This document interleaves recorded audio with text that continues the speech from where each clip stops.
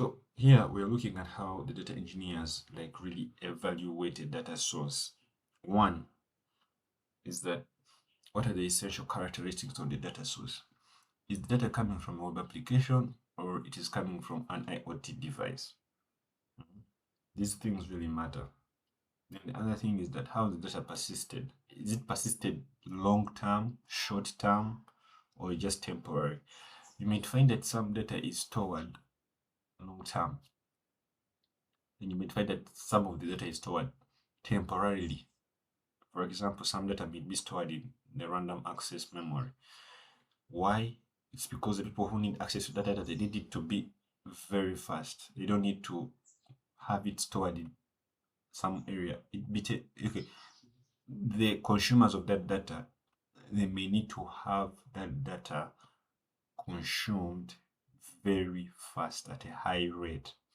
So it would be necessary for them to have the data stored in a temporary data into a temporary data source so that they can access it, consume it very fast, unlike it being persisted long term.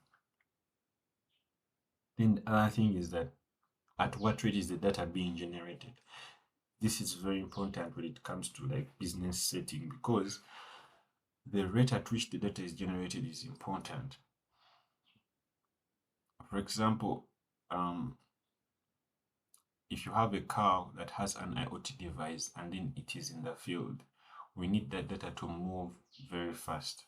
We don't need that data to slow down because the cow might get lost in the field and then if we're searching for the cow, it may be hard for us to find it. So we need to real-time data of where a cow is. Or maybe this applies to things like wildlife. So we might have data, the lions may be in the field, which are connected to an IoT device.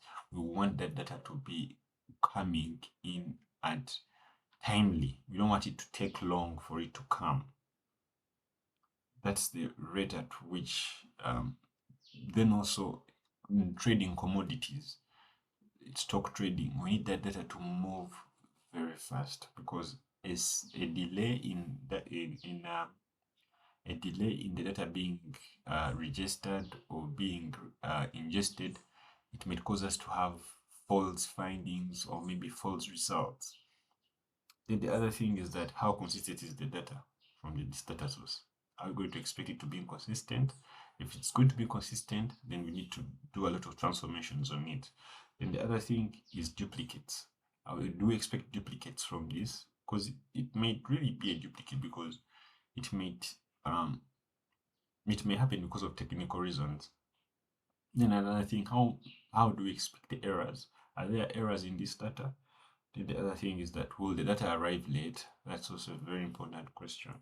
And the other question, what is the schema of the ingested data?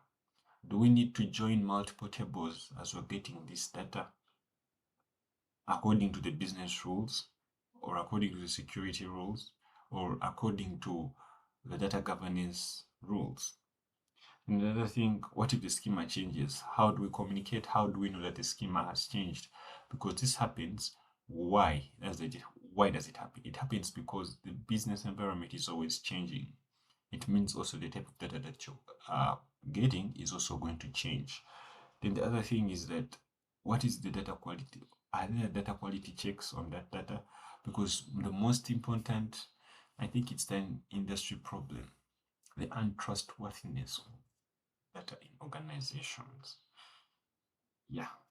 And the other thing is that how frequent is this? How frequent should we pull this data?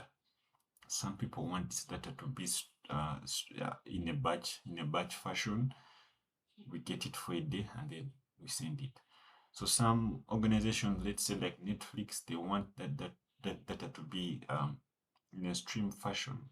How long has the person watched the movie?